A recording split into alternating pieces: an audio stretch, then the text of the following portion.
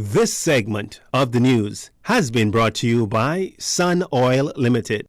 Welcome back. Ingrid Cooper Brooks took the oath of allegiance and judicial oath as Vice President of the Industrial Tribunal administered by Governor General Sir Cornelius A. Smith at the Office of the Governor General on Monday, July 4th. The Bahamas Industrial Tribunal officially marked the official opening of the legal year on November 11th, 2021. Simultaneous ceremonies were held at the Bank Lane Complex here in Nassau and at the North Region Office in Freeport, Grand Bahama. The Bahamas Industrial Tribunal provides a quick and economical judicial forum for deciding employment disputes in essential and non-essential services for the Bahamas.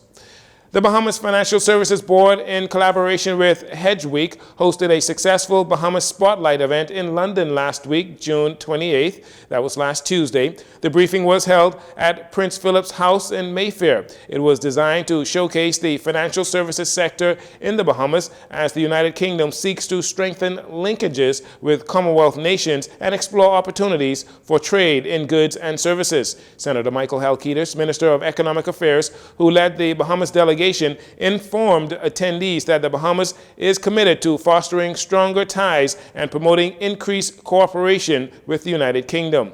Mr. Halkitis said the government is currently developing the first ever national trade policy, which will provide a strategic roadmap for increased international trade. The event was also attended by the President of the Bahamas Bar Association, Attorney Khalil Parker, and Chairman of the Bahamas Chamber of Commerce and Employers Confederation, Mrs. Crystal Rutherford Ferguson. While in London, the Bahamas Financial Services Board and the Securities Commission also sponsored the Hedge Fund European Digital Assets Summit. The Bahamas Financial Services Board, led by President Tanya McCartney, also engaged in high-level meetings to reaffirm that the Bahamas is open for business and is actively seeking to strengthen its relationship with the United Kingdom.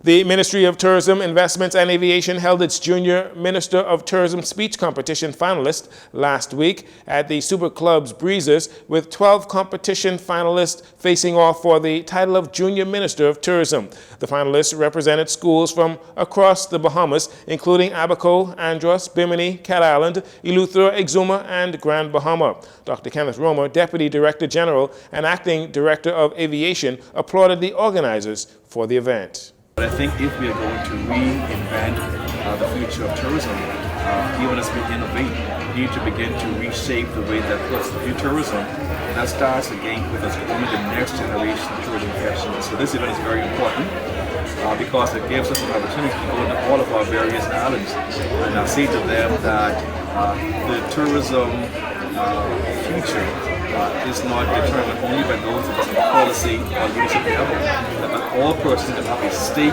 in creating what this future looks like for our country. Samantha Cartwright, National Coordinator for the Junior Minister of Tourism program, says the program encourages young Bahamians involved to think, dream, and live tourism. We find that the Junior Minister of Tourism program forces our young people to think tourism, due to the fact that the topics and the themes and everything, the discussions around the competition are on tourism-related matters and things that are very prevalent and very important to what's going on in our economy. You would see our competition today, the focus was on tourism beyond, how we can rise. And we saw that our students capitalized on the fact that we can rise from what has happened, Dorian, from COVID, and coming back stronger. And so it's programs like these that encourage our students to see tourism as a viable option. Definitely not just thinking about frontline careers in tourism, but thinking about the 1,000+ career opportunities available in the tourism and hospitality sector. After deliberations from the judges, which included Dr. Romer, 11th grade student from St. Anne's, Kelvin Archer, was declared the winner. Young Archer will be representing the Bahamas in the Caribbean Tourism Organization's competition set to take place in the Cayman Islands in September. He will go up against fellow finalists from throughout the region as they compete for the title of Junior Commissioner of Tourism for the Caribbean. The Office of the Prime Minister is set to host a climate change and carbon markets hybrid town hall meeting as the Bahamas initiatives to monetize carbon credits continue. The town hall is aimed to discuss the Climate Change and Carbon Markets Initiative bill, as the government invites Bahamian residents and businesses to learn how the bill can help the country and provide opportunities for Bahamians. The hybrid meeting is set to begin at 8:30 p.m. on Wednesday, July 6 on local TV and Facebook. It will be hosted by the Climate Change and Environmental Advisory Unit in the Office of the Prime Minister and will feature Special Advisor on Climate Change and Environmental Matters, Rochelle Newbold, and Climate Change Advisor N. Charles Hamilton, who will provide an overview of the bill, explain how carbon markets work, and how the launch of the bill will benefit Bahamians. The government is also set to host its first conference of youth on climate change in the Performing Arts Center at the University of the Bahamas, July 6th to the 8th, beginning at 8:30 a.m. under the theme One Ocean, One Climate, One Future, Our Collective Pathway to COP27, centering Caribbean youth in climate action. The conference, hosting youth from around the Caribbean, aims to provide a platform for young people to co-create a vision for a sustainable future in the face of unfolding climate crisis. And finally, 7 of the country's most talented bartenders put their creative skills to the test as part of the Mount Gay International Cocktail Competition.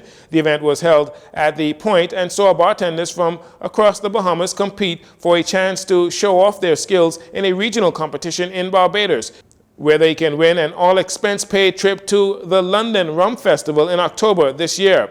The winner of the local showcase will represent the Bahamas in competition against bartenders from 12 other Caribbean countries. Each local bartender came highly recommended and represents the best and liveliest from the local night scene. When it was all said and done, Derek Blackman from the captain's deck blew the judges away to claim the top spot for his cocktail creation dubbed Rum Delight.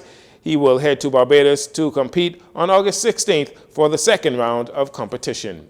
That'll do it for your JCn Evening News. Once again, I'm Jarino Saunders. Thanks for joining us.